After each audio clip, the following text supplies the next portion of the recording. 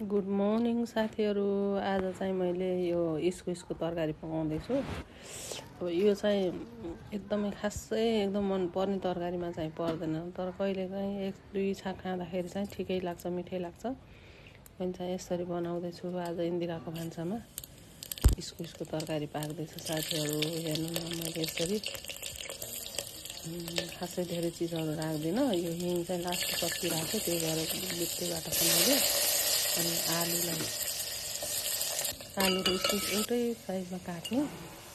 अनि त्यस पछाडि मजाले छोटी पकाउने।